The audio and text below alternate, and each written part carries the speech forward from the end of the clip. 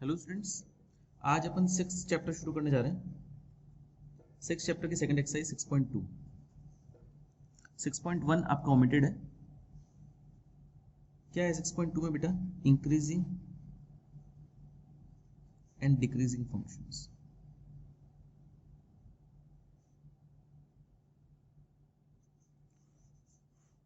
क्या होते हैं इंक्रीजिंग फंक्शंस?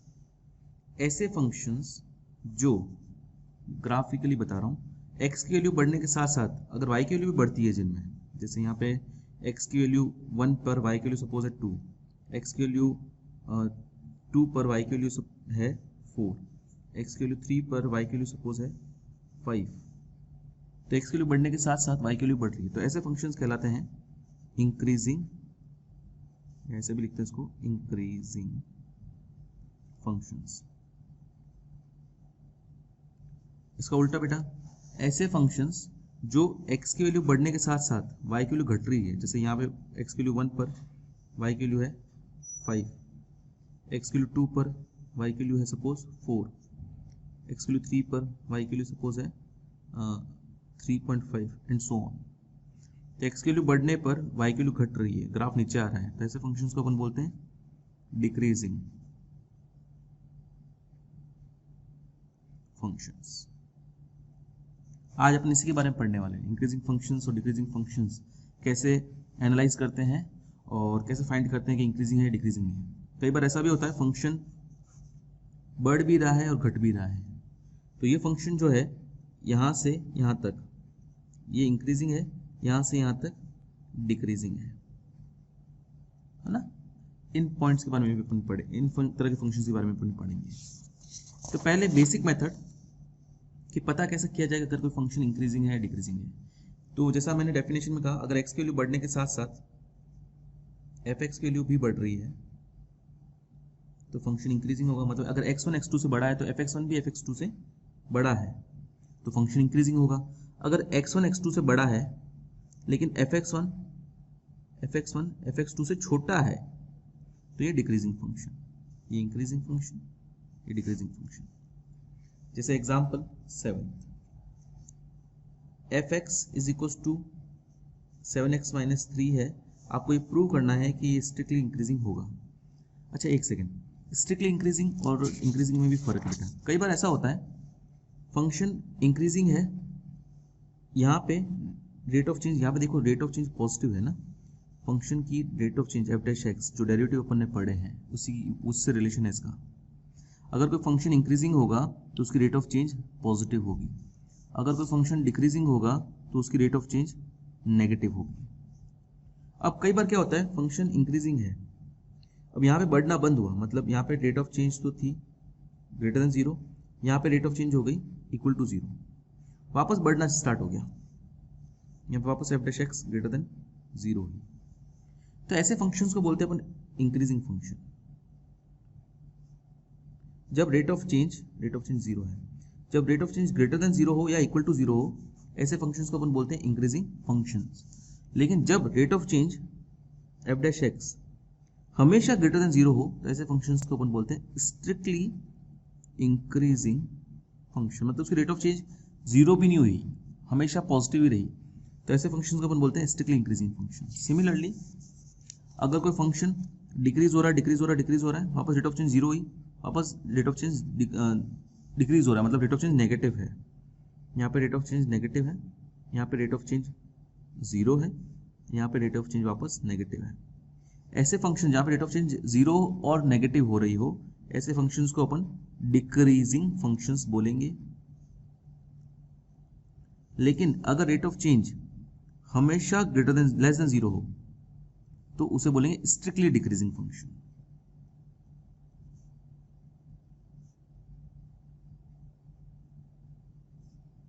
ओके, जहाँ rate of change less than equal to 0 वो डिक्रीजिंग फंक्शन, जहाँ rate of change less than 0 वो स्ट्रिक्टली डिक्रीजिंग फंक्शन। सिमिलरली जहाँ rate of change greater than 0 है वो स्ट्रिक्टली डिक्रीजिंग, और जहाँ rate of change greater than equal to 0 है वो डिक्रीजिंग ओनली। सॉरी, जहाँ पे rate of change greater than equal to 0 वहाँ इंक्रीजिंग, और जहाँ पे ग्रेटर देन 0 हो वहाँ स्ट्रिक्टली इंक्रीजिंग। ओके, चलिए देखते हैं। अभी अपन को ये प्रूव करना है कि x अगर एफ एक्स अगर 7x माइनस 3 है तो ये स्ट्रिक्टली इंक्रीजिंग होंगे। सेम इसमें भी है बेटा ना, अगर x1 x2 से बड़ा है, अगर ये ग्रेटर देन 0 हुआ तो स्ट्रिक्टली इंक्रीजिंग, अगर ग्रेटर देन इक्वल टू ये हुआ तो इंक्रीजिंग होगी। सिमिलरली ग्रेटर देन x1 अगर x2 से बड़ा है, fx1 fx2 से छोटा हो रहा है तो स्ट्रिक्टली डिक्रीजिंग, और लेस देन इक्वल टू है तो डिक्रीजिंग होगी। ये मेथड का एक ही क्वेश्चन है, ऐसे मेथड के क्वेश्चंस एग्जाम में नहीं पूछे जाते हैं। जो सेकंड मेथड जो मैं आपको बताऊंगा उससे पूछे जाते हैं। फिर भी इसका एक क्वेश्चन है जिसकी डिग्री 1 होती है, जनरली इस तरह के क्वेश्चंस इस मेथड से किए जाते हैं। किस तरह से बेटा, आप x1 ग्रेटर देन x2 लीजिए, ओके। अब यहाँ पे आप fx1 बनाइए। fx1 कैसे बनाएंगे बेटा, x है 7x माइनस 3, तो 7x1 माइनस 3 उसको 7x2 माइनस 3 बनाना है। कैसे बनाएंगे, पहला दोनों साइड 7 से मल्टीप्लाई करो, इनइक्वलिटी है, पॉजिटिव नंबर से दोनों साइड मल्टीप्लाई कर सकते हो। नेक्स्ट आप दोनों साइड माइनस 3 करो, कोई भी रियल नंबर आप माइनस ऐड सब्ट्रैक्ट कर सकते हो, फर्क पड़ता नहीं। ये आपका हो जाएगा f ऑफ x1, ये आपका हो जाएगा f ऑफ x2। क्या पता चला, जब भी x1 x2 से बड़ा है तब fx1 fx2 से बड़ा है। इसका मतलब f is strictly increasing function. Okay, एक एडिशनल क्वेश्चन कराता हूँ, बुक में नहीं है। जैसे fx अगर मैं दे दूं 4 माइनस 5x, इस केस में क्या होगा बेटा, x1 ग्रेटर देन x2 लो, ठीक है। अब fx1 बनाओ, इधर fx2 बनाओ। कैसे बनाओगे बेटा, पहले दोनों साइड -5 से मल्टीप्लाई करो। -5 से नेगेटिव नंबर मल्टीप्लाई होते ही ये जो इनइक्वलिटी का साइन है ये रिवर्स होता है। दोनों साइड 4 ऐड करो, ये बना रहा हूं मैं। ये हो जाएगा f ऑफ x1, कि fx ये है तो ये fx1 हो गया बेटा। ये हो जाएगा आपका f ऑफ x2, मतलब जब भी x1 x2 से बड़ा है तब fx1 fx2 से छोटा है। इसका मतलब f is strictly decreasing function हो गया बेटा, है ना। चलिए, ये वाला मेथड तो वैसे मैंने आपको बताया कम यूज होता है, एग्जाम में एक्चुअली दूसरा मेथड यूज होता है। क्या है बेटा मेथड, वो देखना। मेथड बताने से पहले मैं आपको इसकी समझा दूं मेथड है क्या। अगर कोई फंक्शन इस प्रकार से है, सपोज ना, क्या मतलब हुआ कि यहां पे फंक्शन इंक्रीजिंग है, मतलब rate of change obviously greater than 0 है। यहाँ पे फंक्शन नीचे आ रहा है, मतलब डिक्रीजिंग है, rate of change obviously less than 0 है। यहाँ पे rate of change again greater than 0 है। यहाँ पे इस पॉइंट पर रेट ऑफ चेंज जो है वो इक्वल टू 0 होगी, इस पॉइंट पे भी rate of change equal to 0 होगी। तो अगर कोई फंक्शन इंक्रीजिंग से डिक्रीजिंग में जाए या डिक्रीजिंग से इंक्रीजिंग में जाए, जरूरी है कि बीच में एक पॉइंट तो ऐसा आएगा जब वो रेट ऑफ चेंज 0 सफर करेगा, रेट ऑफ चेंज 0 होगी। तो यही वो पॉइंट है जो अपन को निकालने हैं पहले से। सपोज ये पॉइंट A है, ये पॉइंट B है ना। यही है वो पॉइंट अपन को पहले निकालने हैं, ताकि अपन ये एनालाइज कर सकें कि यहाँ पे रेट ऑफ चेंज 0 है, मतलब हो सकता है कि उसने अपने नेचर चेंज किया। हो सकता है, क्यों बोल रहा हूँ मैं, क्योंकि हो सकता है रेट ऑफ चेंज इंक्रीजिंग है, रेट ऑफ चेंज 0 ही वापस इंक्रीज होना चालू हो जाए। ऐसे भी केसेस हैं, ऐसे भी ग्राफ्स हैं, मैं आपको इसको एग्जांपल से बताऊंगा। या ऐसा हो डिक्रीजिंग है, रेट ऑफ चेंज 0 ही, इसलिए वापस डिक्रीजिंग होने लग जाए, कोई बात नहीं। लेकिन ये कभी नहीं हो सकता कि उसने अपना नेचर चेंज कर दिया हो, इंक्रीजिंग से डिक्रीजिंग में चला गया, डिक्रीजिंग से इंक्रीजिंग में चला गया without suffering the rate of change equals to 0। Rate of change equal to 0 हुए बिना वो इंक्रीजिंग से डिक्रीजिंग या डिक्रीजिंग से इंक्रीजिंग में नहीं जा सकता। तो अपन क्या करेंगे ऐसे केसेस में, मैं एक क्वेश्चन लेता हूं पहले, एग्जाम्पल 11th। पहले मैं एग्जाम्पल 11th ले रहा हूं, 8th 9th और 10th में थोड़ी देर बाद में कराऊंगा। या पहले काम करता हूं 10th ले लेता हूं, ये भी इजी है। fx equals to x square minus 4x plus 6। ये आपको एक फंक्शन दे रखा है और आपको पूछा है बताइए कब फंक्शन स्ट्रिक्टली इंक्रीजिंग होगा, कब इस फंक्शन स्ट्रिक्टली डिक्रीजिंग होगा। तो अपन क्या करते हैं, इस फंक्शन का कुछ ऐसा कुछ ग्राफ होगा वो जो अपन को पता नहीं, अपन पहले f डैश x निकालते हैं। ये फिक्स प्रोसीजर है, ये होगा 2x माइनस 4। तो आप पता करिए कि f dash x equals to 0 कब है। 2x माइनस 4 इक्वल टू 0 कब है बेटा, जब x की वैल्यू क्या होगी 2 पे। मतलब नंबर लाइन बना दीजिए, इसमें x कोई भी रियल नंबर है, डोमेन आपको दे रखा है ऑलरेडी, माइनस इनफाइनाइट से प्लस इनफाइनाइट तक। क्या मतलब हुआ बेटा, 2 पर रेट ऑफ चेंज 0 है, मतलब इस पूरे में फंक्शन एक जैसा होगा क्योंकि इस पूरे में रेट ऑफ चेंज नहीं हुई है, रेट ऑफ चेंज जीरो नहीं हुई है। इस पूरे में भी रेट ऑफ चेंज जीरो नहीं हुई है, केवल 2 पे रेट ऑफ चेंज जीरो हुई है। मतलब इस पूरे में एक जैसा नेचर होगा, इस पूरे में एक जैसा नेचर होगा। इधर और इधर का नेचर हो सकता है चेंज हो जाए, हो सकता है अलग हो, पर ये श्योरिटी है कि माइनस इनफाइनाइट से 2 तक फंक्शन ने अपना नेचर चेंज नहीं किया, क्योंकि यहाँ पे रेट ऑफ चेंज कभी जीरो हुई नहीं। कैसे पता चलेगा वो कि यहाँ पे नेचर तो सेम है, मतलब इंक्रीजिंग है या डिक्रीजिंग है। अब ये कैसे पता चलेगा कि इंक्रीजिंग है या डिक्रीजिंग है? आप क्या करो, बीच का कोई भी एक पॉइंट इस रेट ऑफ चेंज में रख के देख लो।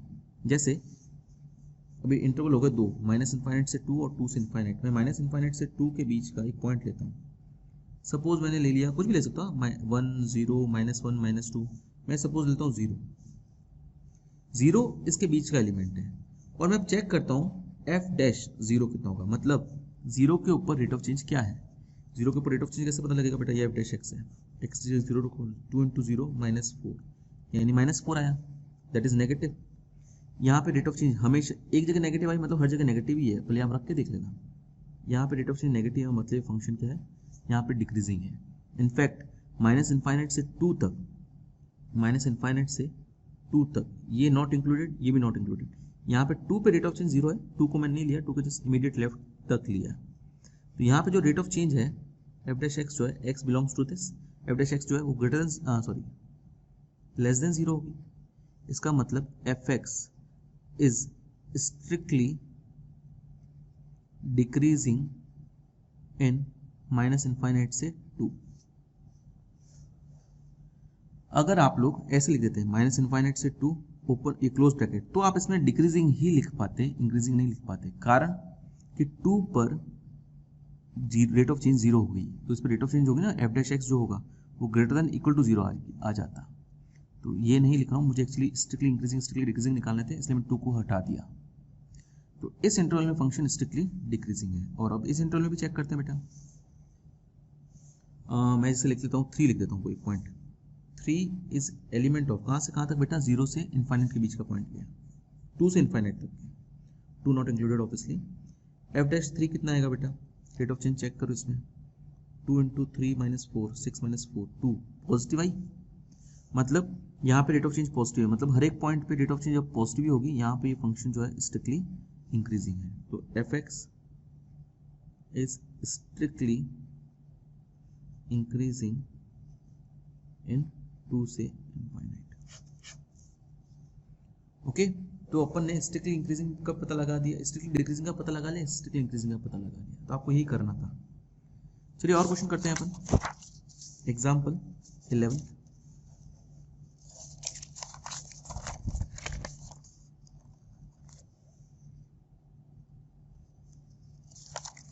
find the interval in which the function given by fx is equals to 4x cube minus 6x square minus 72x plus 30 is strictly increasing and strictly decreasing। कैसे निकालेंगे बेटा? वही procedure, पहले आप f dash x निकालो, 12x square minus 12x minus 72। अब इसको put करो, इसको थोड़ा फैक्टराइज कर देते हैं, ठीक रहेगा। 12 कॉमन लेते हैं तो x square minus x minus 6, इसको फैक्टराइज करोगे स्प्लिटिंग द मिडिल टर्म से, तो ये आएगा x minus 3 and x plus 2। ओके, split in the middle terms मैंने फैक्टर्स कर दिए। अब आप एक काम करो, put this f dash x is equals to 0। क्या मिलेगा अपन को? 12 multiply by x minus 3 into x minus 2 equal to 0। तो ये तो इसका कोई मतलब नहीं है, x की एक तो वैल्यू आएगी 3, इससे x की वैल्यू आएगी 2, नहीं x प्लस 2 था तो इससे वैल्यू आएगी -2। तो नंबर लाइन पे ये पॉइंट्स मार्क कर दो। इसमें भी डोमेन आपकी रियल नंबर ही है, कुछ भी नहीं दिया हो ना तो भी रियल नंबर लेना, और दिया हो तो रियल नंबर ही है, दिया हुआ कुछ और दिया हो तो वो लेनी ही है।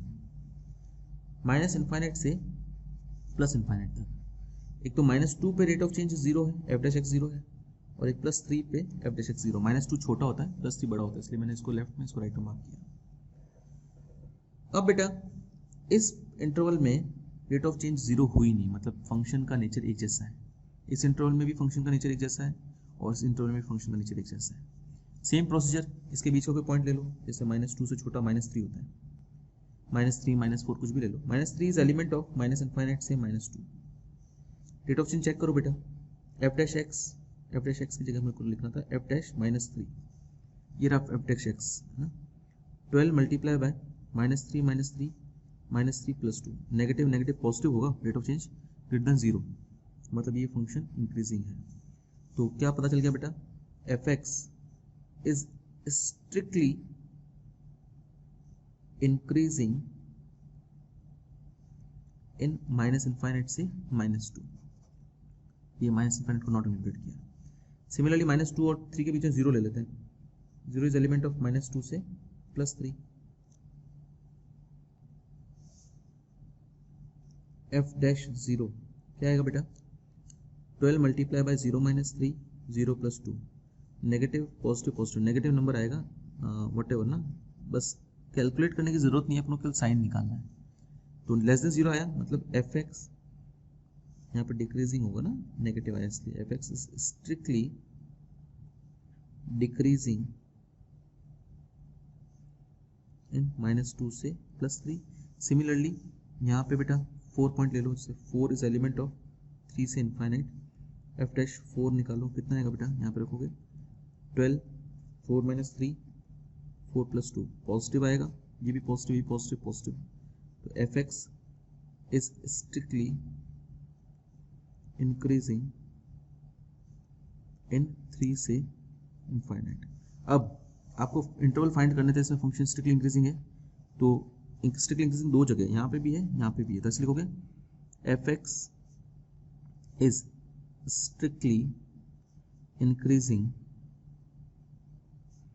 इन माइनस इनफाइनाइट से -2 में भी है और 3 से इनफाइनाइट में भी, तो उसके बीच में आप लगाओगे यूनियन, इसमें भी और इसमें भी। ध्यान है ना, -2 इंक्लूड मत करना, +3 भी इंक्लूड मत करना, क्योंकि यहाँ पे रेट ऑफ चेंज 0 जाएगा, रेट ऑफ चेंज 0 आ गई तो वो स्ट्रिक्टली नहीं रहेगा, केवल इंक्रीजिंग रह जाएगा। इस इंटरवल में -2 से पहले तक और +3 के बाद में तक फंक्शन स्ट्रिक्टली इंक्रीजिंग है। Similarly F x is strictly decreasing है इन -2 से +3। ओके बेटा, चलिए और क्वेश्चन करते हैं इसी प्रकार के अपन। Example 8, prove that the function given by f(x) is equals to cos x is strictly increasing in 0 से pi and strictly decreasing in strictly decreasing in 0 से pi and strictly increasing in pi से 2 pi। आपको prove करना है कि 0 से pi तक तो strictly decreasing है और pi से 2 pi तक strictly increasing है। ट्रिग्नोमेट्रिक फंक्शन है, पहला क्वेश्चन है इस तरह का अपना, लेकिन प्रोसीजर सेम ही बेटा। एफ डैश एक्स निकालो, जो कि आएगा माइनस का साइन एक्स, पुट करो f dash x is equal to 0, यानी माइनस का sine x is equal to 0, यानी कि sine x equal to 0। Sine x 0 कब होता है बेटा, जब एक्स की वैल्यू n पाई हो, n पाई का मतलब 0 पाई 1 पाई 2 पाई 3 पाई एंड सो ऑन। लेकिन अपन को सब रिक्वायर्ड नहीं है, अपन को केवल इसमें प्रूव करना है, तो केवल ये ले लो 0 से पाई और 2 पाई। 0 पे रेट ऑफ चेंज 0 है, पाई पे भी रेट ऑफ चेंज 0 है और 2 पाई पे भी रेट ऑफ चेंज 0, तीन जगह रेट ऑफ चेंज 0 है, ये पता लग गया।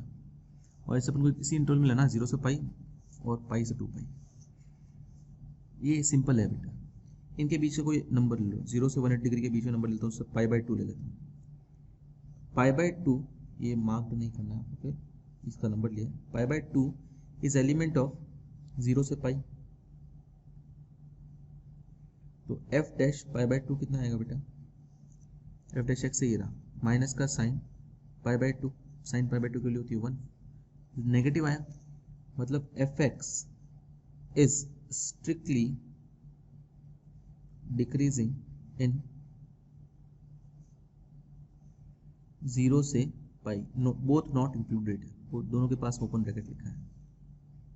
सिमिलरली इनके बीच से कोई एलिमेंट ले लो, जैसे मैंने ले लेता हूँ 180 डिग्री और 3π/2 ले लेता हूँ, जरूरी नहीं है बीचों बीच वाले लो, इनके बीच में लेना, कहीं पे भी ले सकते हो, जैसे यहाँ पे π/2 जरूरी नहीं था बेटा, π/4 π/6 π/3 कुछ भी ले सकते थे बेटा। तो ये है पाई और 2 पाई के बीच का एलिमेंट, f डैश 3π/2 कितना आएगा बेटा, माइनस का साइन 3π/2, माइनस का साइन 3π/2 को मैं लिख सकता हूँ pi plus π/2, minus sine pi plus theta minus का साइन थीटा होता है। क्वाड्रेंट रूल लगाया जो 11th क्लास में सीखा था अपने। ये माइनस माइनस प्लस और साइन पाई बाई टू 1, तो प्लस का 1 आया, ग्रेटर देन 0, मतलब यहाँ पे रेट ऑफ चेंज पॉजिटिव है तो ये इंक्रीजिंग हो गया, ये डिक्रीजिंग था ही। तो क्या पता चल गया बेटा, f x is strictly increasing in pi से 2 पाई, हेंस प्रूव्ड। ओके, चलिए और क्वेश्चन करते हैं। ये भी प्रूव करना था इसके अंदर ही कि एफ एक्स जो है, एक सेकंड में थोड़ा नंबर भी गलत लगा गया, 8th नहीं है एग्जाम्पल, ये 9th है। अच्छा, इस पूरे 0 से 2 पाई तक अगर देखा जाए तो 0 से 2 पाई में कैसा फंक्शन बेटा, पूरे में आधे में डिक्रीजिंग है, आधे में इंक्रीजिंग है, मतलब पूरे में ना तो ये पूरा डिक्रीजिंग कह सकते हो इसको, ना पूरा इंक्रीजिंग कह सकते हो। तो क्या मतलब हुआ, F x is neither increasing nor decreasing in 0 से 2 पाई, है ना बेटा। अगर पूरा इंक्रीजिंग होता तो उसको इंक्रीजिंग कह पाते हैं, पूरा डिक्रीजिंग होता तो उसको डिक्रीजिंग कह पाते हैं, लेकिन आधा इंक्रीजिंग आधा डिक्रीजिंग है ना, तो पूरा ना तो इंक्रीजिंग है ना डिक्रीजिंग है। ओके, चलिए नेक्स्ट एग्जांपल 8 अब कर लेते हैं। show that the function given by fx is equals to x cube minus 3x square plus 4x, जहाँ पे x कोई भी रियल नंबर है, is strictly increasing on r। चलिए सेम प्रोसीजर बेटा, f x निकालिए, ये होगा आपका 3x square minus 6x plus 4। अब इसको 0 रखिए ताकि अपन को ये पता चल पाए कि रेट ऑफ चेंज 0 कहाँ हुई है और वहाँ पे फंक्शन अपना नेचर किया होगा।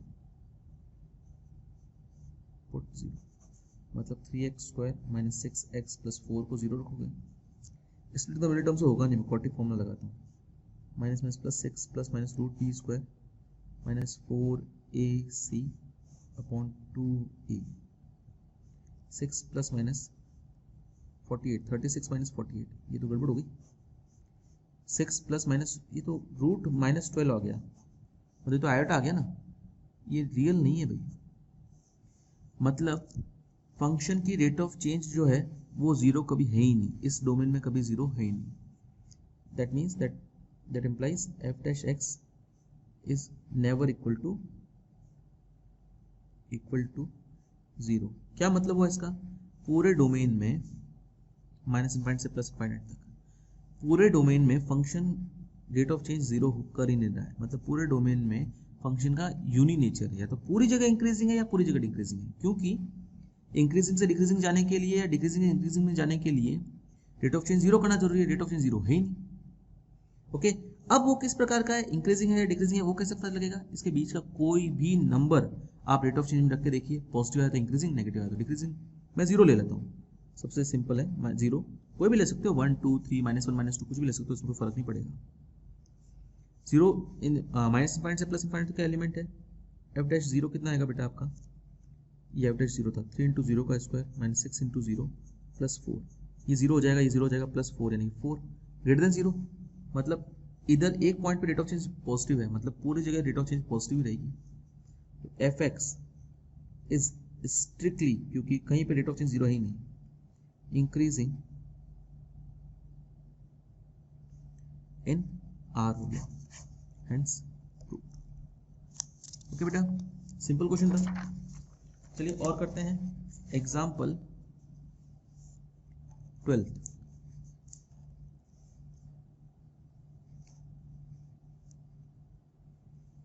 एफ एक्स है आपका साइन 3x, x बिलोंग करता है 0 से पाई बाय 2 के बीच में, दोनों इंक्लूडेड हैं।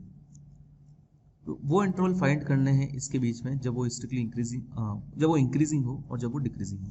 ठीक है, चलिए देखते हैं बेटा, सेम प्रोसीजर है, एफ डैश एक्स निकालो, वो आएगा 3 cos 3x, put f dash x is equals to 0, 3 cos 3x जो है 0 हो जाएगा, मतलब cos 3x हो जाएगा 0, cos 3x 0 का क्या मतलब हो बेटा, एक काम करो, cos 0 को लिख सकते हैं अपन cos पाई बाई 2, फॉर्मूला था इसके लिए 11th क्लास में, cos x equals to cos y implies x equals to 2n pi plus minus y।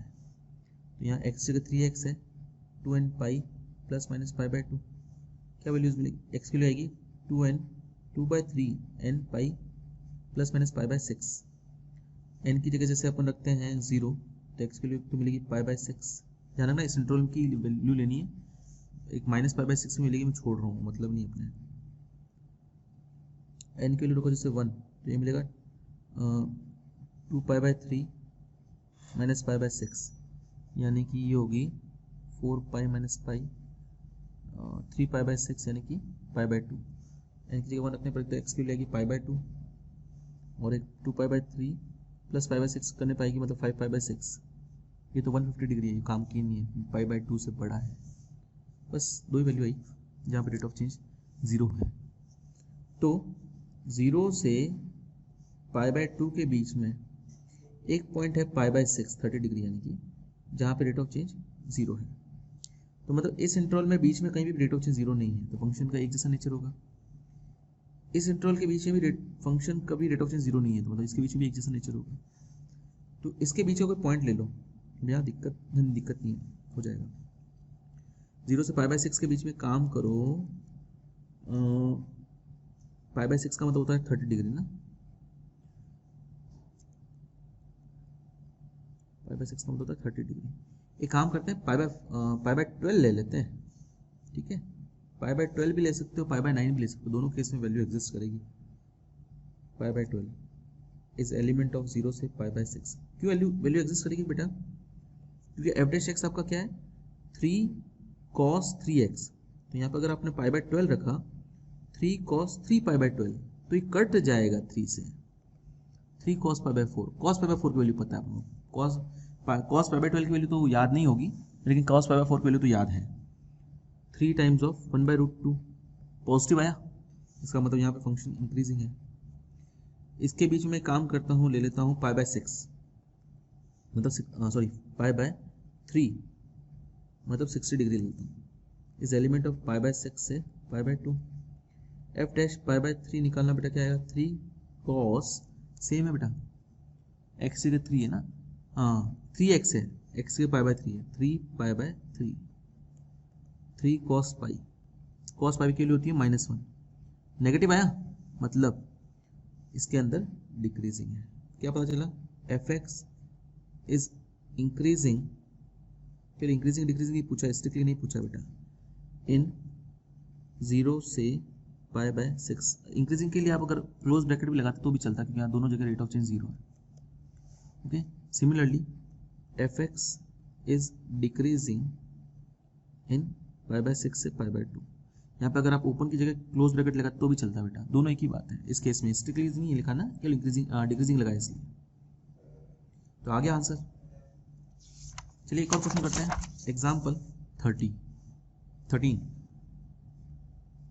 Find the interval in which f x is equal to sine x plus cos x, जहाँ पे 0 less than equal to x less than equal to 2 pi है, is strictly increasing और strictly decreasing, ये बताना बेटा। कैसे निकालोगे आप? एफ डैश एक्स निकालो पहले, साइन एक्स का कॉस एक्स का minus sine x, put f dash x is equal to 0, यानी cos x minus sine x जो है वो 0 रखो, क्या मिलेगा आपको?